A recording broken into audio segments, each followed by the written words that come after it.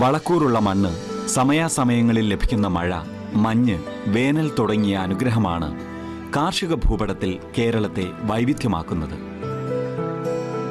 ക്ഷീരോത്പാദന മേഖല, മത്സ്യമേഖല, പക്ഷിമൃഗ പരിപാലനം തുടങ്ങിയ മറ്റു മേഖലകളിലെല്ലാം ഉൽപാദനത്തിലും വിപണനത്തിലും കേരളം വൻ കുതിച്ചുകയറ്റം നടത്തുന്നതിനിടയിലാണ് പഴം, പച്ചക്കറി മേഖലകളിൽ പ്രത്യേക ശ്രദ്ധ പതിപ്പിക്കാൻ കൃഷിവകുപ്പ് തീരുമാനിക്കുന്നത്.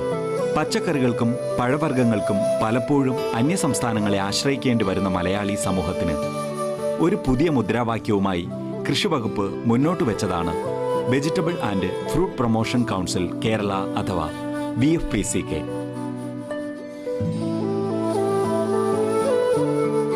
വിത്ത് മുതൽ വിപണി വരെ കർഷകർക്കും ഉപഭോക്താവിനുമിടയിൽ വിഷരഹിതമായ മികച്ച കാർഷിക ഉൽപ്പന്നങ്ങൾ എത്തിക്കുന്ന സുപ്രധാനമായ കണ്ണിയായി പ്രവർത്തിക്കുകയാണ് ഇപ്പോൾ VFPCK. 1956 ഇന്ത്യൻ കമ്പനീസ് ആക്ട് പ്രകാരം കേരള ഹോർട്ടിക്കൾച്ചർ ഡെവലപ്മെന്റ് പ്രോഗ്രാമിന്റെ തുടർ സംവിധാനമായി 2001 VFPCKയുടെ ഉത്ഭവം. സംസ്ഥാന കൃഷിവകുപ്പ് മന്ത്രി ചെയർമാനായുള്ള VFPCKയുടെ മുഖ്യ ആസ്ഥാനം കൊച്ചിയിൽ കാക്കനാടാണ്. കേരളത്തിൽ ഉടനീളമുള്ള 1,80,000 പഴം, പച്ചക്കറി കർഷകരാണ് VFPCK സംഘടിപ്പിക്കുന്ന വിവിധ പദ്ധതികളിൽ ഒത്തുചേരുന്നത്.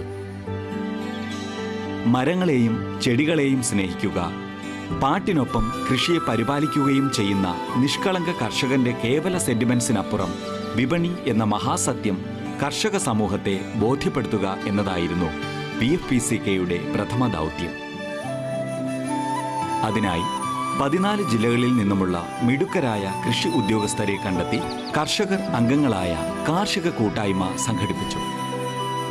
കർഷകർക്ക് അവരുടെ ഉൽപ്പന്നങ്ങൾക്ക് ഇടനിലക്കാരുടെ സഹായമില്ലാതെ VFPCKയുടെ തന്നെ വിപണിയിൽ മാർക്കറ്റ് വില ഉറപ്പാക്കുന്ന പുതിയ തന്ത്രം ആവിഷ്കരിച്ചു. കാർഷിക ഉൽപ്പാദന മേഖലയിൽ മാത്രം ശ്രദ്ധ കേന്ദ്രീകരിച്ചിരുന്ന ഒരു കാലഘട്ടത്തിലാണ് കേരള ഹോർട്ടിക്കൾച്ചർ ഡെവലപ്മെൻറ്റ് പ്രോഗ്രാം അഥവാ KHDP എന്ന് പറയുന്ന പ്രസ്ഥാനം നിലവിൽ വരുന്നത്. വിപണനത്തിന് ഊന്നൽ കൊടുത്തുകൊണ്ടുള്ള ഒരു വികസന രീതിയായിരുന്നു KHDP അവലംബിച്ചിരുന്നത്. നമ്മുടെ കർഷകരെ 15 മുതൽ 20 വരെയുള്ള ഗ്രൂപ്പുകളാക്കി, അല്ലെങ്കിൽ അഥവാ ക്ലസ്റ്ററുകൾ, അന്ന് അതിന് നൽകിയിരുന്ന പേരായിരുന്നു സ്വാശ്രയ ഗ്രൂപ്പുകൾ എന്ന് പറയുന്നത്. അതായത് SHGകൾ എന്ന് ഇന്ന് അറിയപ്പെടുന്ന ആ ഗ്രൂപ്പുകളെ രൂപീകരിച്ചുകൊണ്ട് ആ ഗ്രൂപ്പുകൾ അടിസ്ഥാനത്തിൽ ഒരു പ്ലാൻ ഓഫ് ആക്ഷൻ തയ്യാറാക്കി, ഒരു പ്രൊഡക്ഷൻ പ്ലാൻ തയ്യാറാക്കി, അതിനനുസരിച്ച് പച്ചക്കറികളും പഴങ്ങളും കൃഷി ചെയ്യുന്ന ഒരു സമ്പ്രദായമാണ് സ്വീകരിച്ചു വന്നത്. VFPCK നടപ്പിലാക്കുന്ന പദ്ധതികളെല്ലാം തന്നെ സ്റ്റേറ്റ് പ്ലാൻ ഫണ്ട് ഉപയോഗിച്ചിട്ടുള്ളത്, രാഷ്ട്രീയ കൃഷി വികാസ് യോജനകളിൽ നിന്ന് കിട്ടുന്നത്, മറ്റ് ഫണ്ടിങ് മുഖാന്തരം നമ്മൾ പദ്ധതികൾക്ക് ലഭ്യമാക്കുന്നതുമായ കാര്യങ്ങളാണ്. ഏറ്റവും ശ്രദ്ധേയമായിട്ട് ഇപ്പോൾ രാഷ്ട്രീയ കൃഷി വികാസ് യോജനയിലൂടെ VFPCK നടപ്പിലാക്കാൻ പോകുന്ന ഒരു പദ്ധതിയാണ് സീഡ്ലിങ്സിൻ്റെ ഉൽപ്പാദനവും അതിൻ്റെ വിതരണവും. ഏകദേശം 2 കോടി സീഡ്ലിങ്സ്, പച്ചക്കറിയുടെ സീഡ്ലിംഗ്, ഹൈബ്രിഡ് സീഡ്ലിങ്സ് ഉൽപ്പാദിപ്പിച്ച് കർഷകർക്ക് ഒരു വർഷം വിതരണം ചെയ്യുന്നതിന് വേണ്ടിയിട്ടുള്ളൊരു പദ്ധതിയുമായിട്ട് രാഷ്ട്രീയ കൃഷി വികാസ് യോജനയിലൂടെ VFPCK അതിൻ്റെ ആരംഭം കുറിച്ച് കഴിഞ്ഞിരിക്കുന്നു. പദ്ധതി നടത്തിപ്പ് നമ്മൾ ആരംഭിച്ചു കഴിഞ്ഞിരിക്കുകയാണ്. അതിൻ്റെ പ്രവർത്തനമായിട്ട് മുന്നോട്ട് പോവുകയാണ്. ഗ്രാമങ്ങളിലെ ഏക്കർ കണക്കിന് നിലങ്ങളിൽ കൃഷി ചെയ്യുന്ന കർഷകർക്കൊപ്പം മാത്രമല്ല, നഗരത്തിലെ ചെറു കർഷകർക്കൊപ്പവും VFPCKയുണ്ട്. മട്ടുപ്പാവിലും വീടിന് ചുറ്റുമുള്ള ചെറിയ സ്ഥലത്തിലും കൃഷി ചെയ്യാൻ ആഗ്രഹിക്കുന്ന കർഷകരുടെ മിത്രമാണ് VFPCK.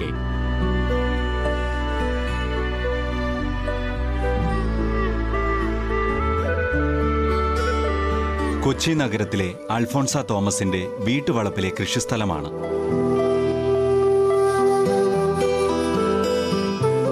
ആകെയുള്ള 13 സെന്റിൽ ക്രിയാത്മകമായി എന്തു ചെയ്യാമെന്ന ചിന്തയാണ് അൽഫോൺസയെ ഇന്ന് ഈ കൃഷി നേട്ടത്തിന് പിന്നിലെത്തിച്ചത്. സ്വന്തമായി കൃഷി ചെയ്ത് വിഷാംശമില്ലാത്ത പച്ചക്കറികൾ കഴിക്കണമെന്ന ചിന്ത ശക്തിപ്പെട്ടപ്പോൾ കൃഷിഭവനിലും VFPCKയിലുമെല്ലാം ഉപദേശങ്ങൾക്കായി അൽഫോൺസ എത്തി. എറണാകുളം ജില്ലയിലെ VFPCKയുടെ കീഴിലുള്ള ഹരിതനഗരം പദ്ധതിയാണ് ഈ വീട്ടമ്മയുടെ കാർഷിക മോഹങ്ങൾ പൂവണിയാൻ സഹായിച്ചത്. ഈ പദ്ധതി അനുസരിച്ച് നഗരത്തിൽ കൃഷി ചെയ്യാൻ താൽപ്പര്യമുള്ള വീട്ടുകാർക്ക് തൈകളും വളങ്ങളും VFPCK വഴി നൽകി വരുന്നുണ്ട്. മരുന്നിൻ്റെയൊക്കെ കൂടുതൽ പ്രയോഗം കാരണം പച്ചക്കറി കൃഷിയിലേക്ക് ഞങ്ങൾ സ്വാഭാവികമായിട്ട് തിരിയുന്നതാണ്. കാരണം സ്വന്തമായി ഉണ്ടാക്കുന്ന കൃഷിയിൽ നിന്ന് കിട്ടുന്നത് മനസ്സിന് നല്ല സന്തോഷം നൽകും. അതോടൊപ്പം മരുന്ന് പ്രയോഗം ഇല്ലാത്തത് കഴിക്കുക കൂടിയാണ് നമ്മുടെ ഉദ്ദേശം. പിന്നെ ഞാൻ വെജിറ്റബിൾ പ്രൊമോഷൻ കൗൺസിലിൻ്റെ അവിടെ പോയി വിത്ത് വാങ്ങിക്കാറുണ്ട്. പോട്ടി മിക്സ് വാങ്ങിച്ച് അവിടെ നിന്ന് തൈകൾ വാങ്ങിച്ച് വെക്കാറുണ്ട്. അവരുടെ പ്രോത്സാഹനം വളരെ നന്നായിട്ടുണ്ട്. അവരെ വളപ്രയോഗത്തെക്കുറിച്ചും അവരുടെ കാറ്റലോഗൊക്കെ തന്നിട്ടുണ്ട്. അതനുസരിച്ച് കുറേ ഞങ്ങൾ ചെയ്യുന്നത് അങ്ങനെയാണ്. ഞങ്ങൾക്കാകെ 13 സെൻറ്റ് സ്ഥലമേ ഉള്ളൂ. കൂടുതലും ഗാർഡനിങ് ആയിരുന്നു. പിന്നെ ഞങ്ങളുടെ ഈ അതെല്ലാം മാറ്റി ബോഗൻവില്ലെല്ലാം മാറ്റി അവിടെ പച്ചക്കറി നടുകയാണ് ചെയ്തത്. ഇപ്പോൾ കൂടുതലും പച്ചക്കറികളാക്കി മറ്റ് ഫ്ലവറൊക്കെ കുറച്ചു. പിന്നെ ഫ്രൂട്ട്സിൻ്റെയും കുറേ വിത്തുകളൊക്കെ തൈകളും വെച്ച് അതാണിപ്പോൾ ഞങ്ങൾ കൂടുതലും പരിപാലിക്കുന്നത്. ഇന്നിവിടെ നിരയിട്ട് നിൽക്കുന്നത് വെണ്ട, തക്കാളി, ഫാഷൻ ഫ്രൂട്ട്, ആത്തി, മാതളം, ചേമ്പ്, വിവിധയിനം മുളകുകൾ, പപ്പായ, കുരുമുളക്, തുളസി, ഞവരയില, ആന്തൂറിയം, വിവിധയിനം പ്ലാവുകൾ, മാവ് തുടങ്ങിയവയാണ്. സ്ഥലപരിമിതി മറികടക്കാനായി വിവിധ തരം മാർഗങ്ങൾ അവലംബിച്ചിട്ടുണ്ടിവിടെ. അതിൽ പ്രധാനമാണ് PVC പൈപ്പുകളിലെ കൃഷി. 4 ഇഞ്ച് വലിപ്പമുള്ള PVC പൈപ്പ് ഒരാൾ പൊക്കത്തിൽ തറയിലുറപ്പിച്ച് പൈപ്പിൻ്റെ വിവിധ ഭാഗങ്ങളിലായി മുറിച്ച് ജോയിന്റ് ഘടിപ്പിക്കുകയും അവയിൽ മണ്ണ് നിറച്ച് കൃഷി ചെയ്യുകയും ചെയ്യുന്നുണ്ട്. ഇങ്ങനെ ഒറ്റ പൈപ്പിൽ തന്നെ 8ഉം 10ഉം തൈകൾ വരെ നടാൻ സാധിക്കുന്നു.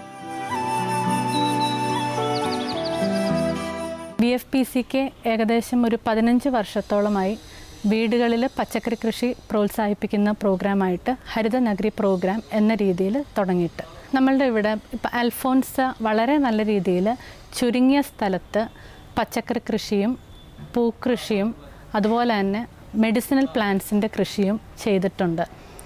തുടക്കത്തിൽ വളരെ ചെറിയ രീതിയിൽ ചെയ്തെങ്കിൽ കൂടി ഇപ്പോൾ VFPCKയുടെ ഒരുപാട് തൈകളും നമ്മളുടെ അഡ്വൈസും എടുത്തുകൊണ്ട് തന്നെ നല്ല രീതിയിൽ കൃഷി ചെയ്തിട്ടുണ്ട്. പച്ചക്കറികളാണെങ്കിൽ 10-15 വെറൈറ്റിയുടെ മീതെ തന്നെ ഏകദേശം അവർ ചെയ്തിട്ടുണ്ട്.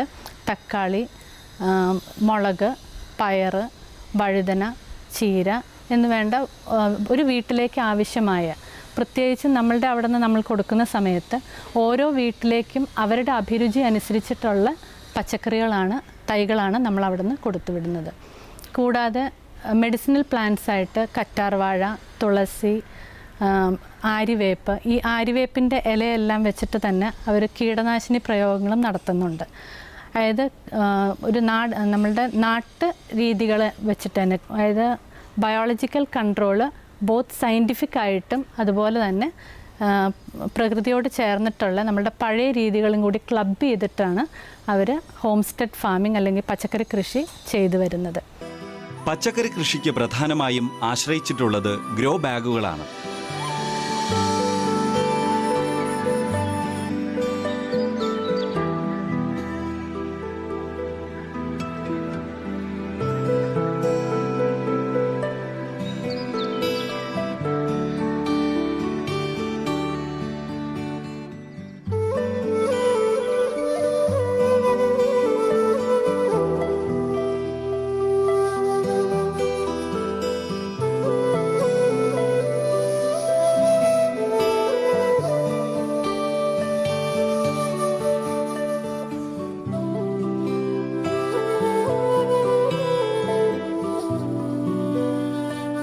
വിപണിയുടെ സമ്മർദ്ദങ്ങൾക്ക് വഴങ്ങി അമിതമായ കീടനാശിനി പ്രയോഗത്തിനും അനാരോഗ്യകരമായ ഉൽപാദന രീതികൾക്കും വിധേയമായ പുതുമ നഷ്ടപ്പെട്ട പച്ചക്കറികൾ വാങ്ങാൻ നിർബന്ധമാക്കപ്പെട്ട സാഹചര്യത്തിലാണ് ടെറസ് കൃഷി എന്ന നൂതന കൃഷിരീതി വീട്ടമ്മമാർക്ക് പുതിയ വെളിച്ചമാകുന്നത്. VFPCKയുടെ ഹരിതനഗരം പദ്ധതിയിലൂടെ കൃഷിയിലേക്കെത്തിയ മറ്റൊരു വീട്ടമ്മയാണ് കൊച്ചി നഗരത്തിലെ സരസമ്മ ബാലകൃഷ്ണൻ. ഇന്ന് ഈ മട്ടുപ്പാവിൽ പൂത്ത് തളിർത്ത് കിടക്കുന്നത് പയർ, വെണ്ട, മുളക്, വഴുതനങ്ങ, തക്കാളി, പടവൽ, പാവൽ, കോവൽ തുടങ്ങിയ പച്ചക്കറികളാണ്. റിട്ടയർമെന്റ് കാലത്തിലെ മാനസികോല്ലാസം, കുട്ടിക്കാലത്ത് വീടിനടുത്ത പറമ്പിലെ പച്ചക്കറി കഴിച്ചതിൻ്റെ ഗൃഹാതുരത, വിഷാംശമില്ലാത്ത പച്ചക്കറി കഴിക്കാനുള്ള ആഗ്രഹം, ഇവയെല്ലാമാണ് സരസമ്മയെയും ഭർത്താവ് ബാലകൃഷ്ണനെയും ടെറസ് കൃഷിയിലേക്ക് ആകർഷിക്കുന്നത്. 2.5 വർഷം മുമ്പെയാണ് ടെറസ് ഗാർഡൻ തുടങ്ങാമെന്ന് വിചാരിച്ചത്. വീട്ടിലെ ആവശ്യത്തിനുള്ള പച്ചക്കറികൾ സ്വന്തമായിട്ട് കിട്ടുമല്ലോ എന്ന് വിചാരിച്ചിട്ട് തുടങ്ങിയതാണ്. ഇപ്പോൾ അത്യാവശ്യത്തിന് എല്ലാം ഞങ്ങൾക്ക് ആവശ്യമുള്ളതെല്ലാം കിട്ടുന്നുണ്ട്. വെണ്ട, പയർ, പച്ചമുളക്, വഴുതന, തക്കാളി, പടവലം, പാവൽ ഇതെല്ലാം ഉണ്ട്. VFPCKയിൽ നിന്ന് തന്നെയാണ് എല്ലാം വാങ്ങുന്നത്. കമ്പോസ്റ്റ്, എല്ലുപൊടി, കപ്പലിൻ്റെ പിണ്ണാക്ക്, വേപ്പൻ പിണ്ണാക്ക്, ചാണകം ഇതൊക്കെയാണ് ഇതിന് ചെയ്യുന്നത്. മറ്റ് വളങ്ങൾ, രാസവളങ്ങളൊന്നും ഉപയോഗിക്കാറില്ല. പിന്നെ പുകയില കഷായമൊക്കെയാണ് ഇതിന് കീടങ്ങൾക്ക് ഉപയോഗിക്കുന്നത്. 2.5 വർഷം മുമ്പ് VFPCKയുടെ നേതൃത്വത്തിൽ 3500 രൂപയ്ക്ക് 25 പച്ചക്കറി ചെടികൾ ചട്ടിയോടൊപ്പം വാങ്ങിയാണ് കൃഷിയിലേക്ക് സരസമ്മ എത്തിയത്. വീട്ടാവശ്യത്തിലേക്കുള്ള പച്ചക്കറി തൈകൾ എല്ലാം തന്നെ അതിലുണ്ടായിരുന്നു.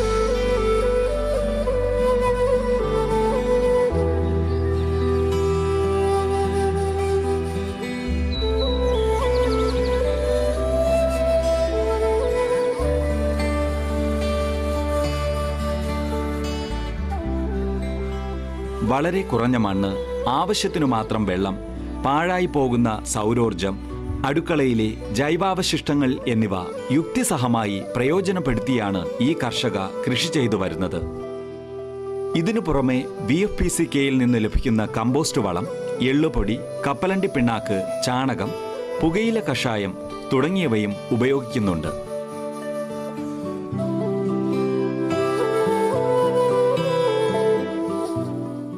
ശരാശരി ഒരു വർഷം 10 കോടി രൂപയുടെ പ്രോജക്റ്റുകൾ നടപ്പിലാക്കി വരികയായിരുന്നു VFPCK. പക്ഷേ ഗവൺമെൻറ്റിൻ്റെ പ്രത്യേകമായ ഒരു കാഴ്ചപ്പാട് അല്ലെങ്കിൽ ഒരു താല്പര്യം VFPCKയിലൂടെ കർഷകരിലേക്ക് എത്തുന്നു അല്ലെങ്കിൽ എത്തിക്കണം എന്നൊരു കാഴ്ചപ്പാടോടുകൂടി VFPCK കർഷകർക്ക് വേണ്ടി സമർപ്പിച്ച എല്ലാ പദ്ധതികളും തന്നെ അനുഭാവപൂർവ്വം ഗവൺമെൻറ് പരിഗണിച്ചിട്ടുണ്ട്. ഇതിൻ്റെ അടിസ്ഥാനത്തിൽ കഴിഞ്ഞ വർഷം VFPCKയ്ക്ക് ഗവൺമെൻറ് പ്ലാൻ ഫണ്ടിൽ തന്നത് 12 കോടി രൂപയായിരുന്നുവെങ്കിൽ ഈ വർഷം 18 കോടി രൂപ ലഭ്യമാക്കാനായിട്ട് നമുക്ക് കഴിഞ്ഞിട്ടുണ്ട്. ഗ്രാമങ്ങളെപ്പോലെ നഗരങ്ങളെയും പച്ചക്കറികൾ കൊണ്ട് പച്ചപ്പണിയിക്കാനുള്ള VFPCKയുടെ ഹരിതനഗരം പദ്ധതി പോലുള്ള ശ്രമങ്ങൾ നഗരത്തിലെ കർഷകർക്ക് മികച്ചൊരു മാർഗദീപവും ഉത്തേജനവുമാകുമെന്ന് നമുക്ക് പ്രതീക്ഷിക്കാം.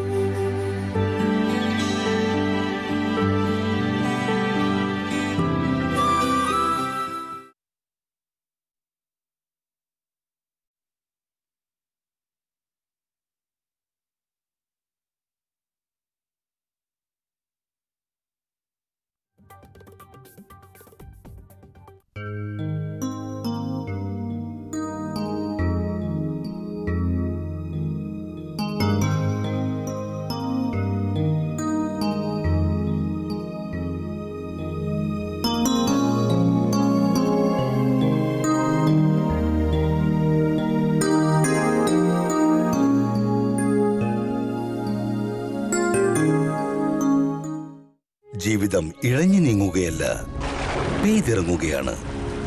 ജീവിതം ചിലപ്പോൾ ചുണ്ടുകളെ തൊട്ട് തൊട്ട് പോകും, ചിലപ്പോൾ ശരീരത്തിൽ വന്നണയും. ജീവിതം എപ്പോൾ തുടങ്ങിയാലും അത് വളരും, വളർന്നുകൊണ്ടേയിരിക്കും. ഫിനോലെക്സ് പൈപ്സ്, പുരോഗതി ജീവിതം മുഴുവൻ.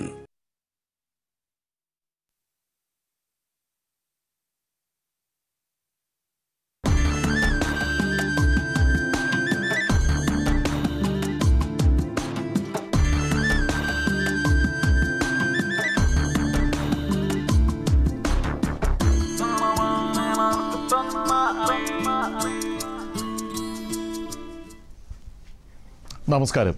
ദൂരദർശൻ കാർഷിക വാർത്തകളിലേക്ക് സ്വാഗതം. പ്രധാന വാർത്തകൾ. നീരജെത്താൻ രജിസ്റ്റർ ചെയ്ത എല്ലാ ഫെഡറേഷനുകൾക്കും ലൈസൻസ് നൽകും. നെല്ല് സംഭരണം ജനുവരി 24 വരെ പേര് രജിസ്റ്റർ ചെയ്യാം.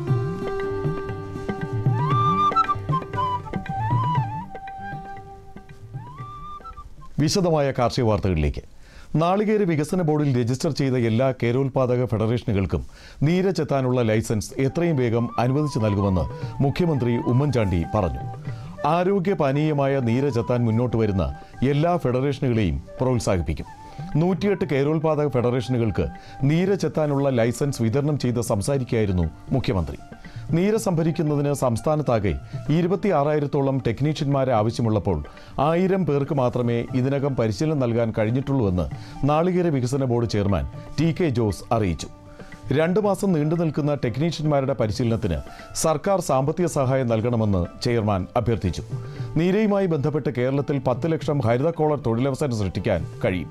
നാളികേര വികസന ബോർഡും സംസ്ഥാന എക്സൈസ് വകുപ്പും സംയുക്തമായി കൊച്ചിയിൽ സംഘടിപ്പിച്ച ചടങ്ങിലാണ് നീരജെത്താനുള്ള ലൈസൻസ് വിതരണം ചെയ്തത്. നീരയിൽ നിന്നും 36ഓളം മൂല്യവർദ്ധിത ഭക്ഷ്യവസ്തുക്കൾ നിർമ്മിക്കാനാവും. നീരജെത്തി അതേ നിലയിൽ സൂക്ഷിച്ചാൽ 4 മണിക്കൂറിനുള്ളിൽ കള്ളായി മാറും. അത് നിയന്ത്രിക്കാനാണ് എക്സൈസ് വകുപ്പ് ലൈസൻസ് നൽകുന്നത്.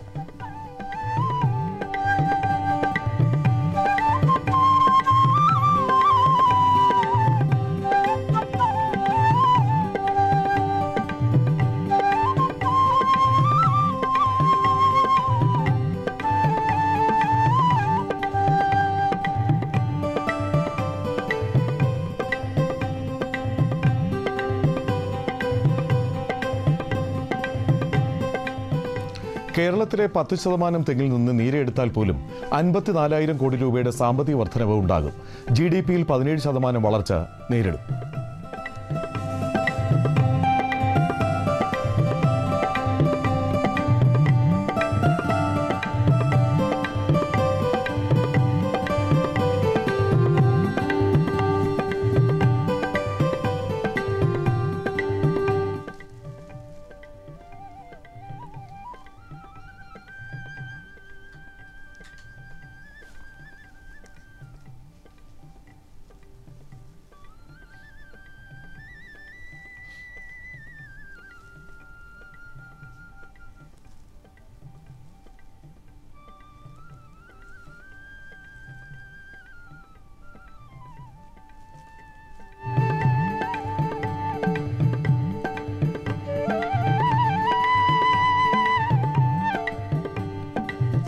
തിരുവനന്തപുരം പട്ടൺ ക്ഷീരപരിശീലന കേന്ദ്രത്തിൽ ജനുവരി 21 മുതൽ 28 വരെ 6 ദിവസം ക്ഷീര കർഷകർക്ക് പരിശീലനം നൽകുന്നു.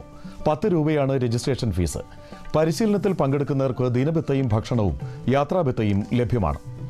സപ്ലൈകോയുടെ നെല്ല് സംഭരണ പദ്ധതിയിൽ നെല്ല് നൽകുവാൻ താൽപ്പര്യമുള്ള കർഷകർക്ക് ജനുവരി 24 വരെ ഓൺലൈൻ രജിസ്ട്രേഷൻ നടത്താൻ സമയം അനുവദിച്ചു. രജിസ്ട്രേഷൻ ചെയ്യേണ്ട വെബ്സൈറ്റ് www.supply.coopadi.com.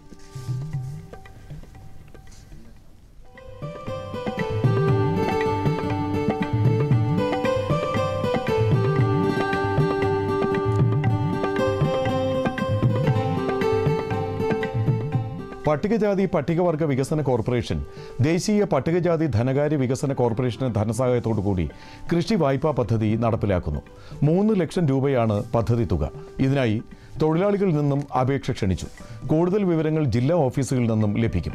അപേക്ഷ ലഭിക്കേണ്ട അവസാന തീയതി ഫെബ്രുവരി 20.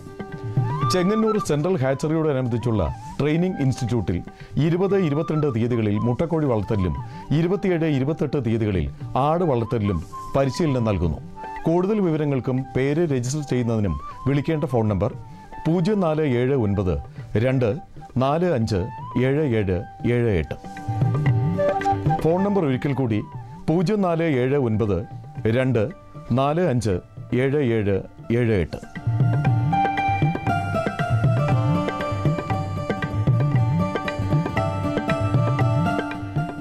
കേരള കാർഷിക സർവകലാശാലയുടെ കീഴിലുള്ള മണ്ണുത്തി കമ്മ്യൂണിക്കേഷൻ സെന്ററിൽ ജനുവരി 29-30 തീയതികളിൽ അരുമ പക്ഷികളുടെയും വളർത്തുമൃഗങ്ങളുടെയും പരിപാലനം എന്ന വിഷയത്തിൽ പരിശീലനം നൽകുന്നു. പരിശീലന ഫീസ് 1000 രൂപയാണ്. കൂടുതൽ വിവരങ്ങൾക്ക് 8111831561 എന്ന നമ്പറിൽ വിളിക്കുക. ഫോൺ നമ്പർ ഒരിക്കൽ കൂടി 8111831561.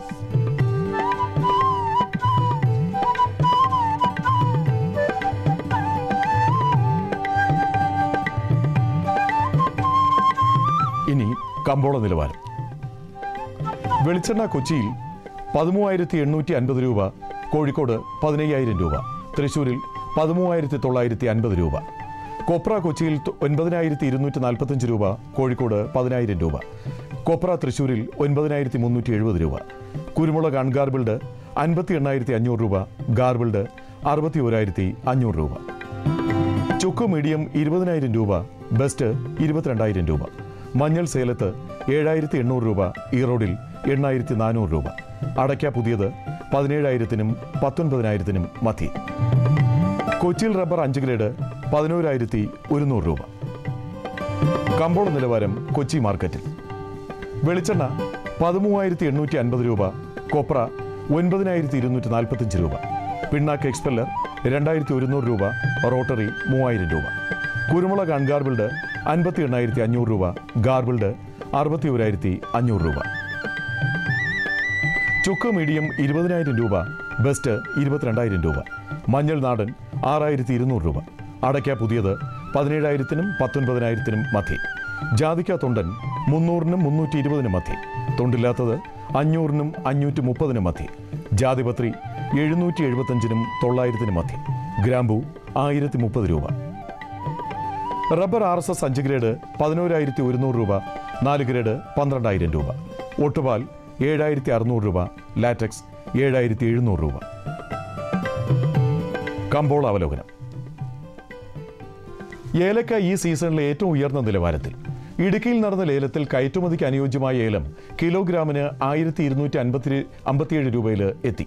ശരാശരി ഇനങ്ങൾ 965 രൂപയിലാണ്. വിൽപ്പനയ്ക്ക് വന്ന 9,485 കിലോ ചരക്ക് പൂർണ്ണമായും ലേലം കൊണ്ടു. അറബ് രാജ്യങ്ങളിൽ നിന്നും ഉത്തരേന്ത്യയിൽ നിന്നും ഏലത്തിന് ആവശ്യക്കാർ ഏറെയാണ്. ആഭ്യന്തര വിദേശ ഓർഡറുകളുടെ അഭാവം കുരുമുളകിനെ തളർത്തി. അൺഗാർബിൾഡ് കുരുമുളകിന് 1,000 രൂപ കുറഞ്ഞ് 58,500-ലാണ് വിപണനം തുടങ്ങിയത്. വില ഇടിവ് മൂലം കർഷകർ പുതിയ ചരക്ക് വിൽപ്പനയ്ക്കിറക്കുന്നത് നിയന്ത്രിച്ചു. താങ്ങുവിലയ്ക്കുള്ള നാളികേര സംഭരണത്തിന്റെ കാലാവധി 3 മാസത്തിൽ നിന്ന് 90 ദിവസമായി ഉയർത്തണമെന്ന് ആവശ്യം കാർഷിക വില നിയന്ത്രണ കമ്മീഷനിൽ നിന്ന് ഉയർന്നു. സംസ്ഥാനത്തെ മുഖ്യ വിപണികളിൽ എണ്ണ, കൊപ്ര വിലകളിൽ മാറ്റമില്ല. ടയർ നിർമ്മാതാക്കളിൽ റബ്ബറിൽ താൽപ്പര്യം കാണിച്ചത് ഷീറ്റ് വില ഉയർത്തിയെങ്കിലും കൊച്ചി, കോട്ടയം വിപണികളിലേക്കുള്ള ചരക്ക് നീക്കം കുറവാണ്. ഇനി കാലാവസ്ഥ. പ്രധാന നഗരങ്ങളിൽ രേഖപ്പെടുത്തിയ താപനില: കണ്ണൂർ കൂടിയ താപനില 33.7 ഡിഗ്രി സെൽഷ്യസ്, കുറഞ്ഞ താപനില 24.4 ഡിഗ്രി സെൽഷ്യസ്. കോഴിക്കോട് 34.4 24. കൊച്ചി 32.6 21.8. ആലപ്പുഴ 33 23.2. പുനലൂർ 33.6 20. തിരുവനന്തപുരം കൂടിയ താപനില 33 ഡിഗ്രി സെൽഷ്യസ്, കുറഞ്ഞ താപനില 22.5 ഡിഗ്രി സെൽഷ്യസ്. ഇതോടെ ഇന്നത്തെ കാർഷിക വാർത്തകൾ പൂർണ്ണമാകുന്നു. നമസ്കാരം.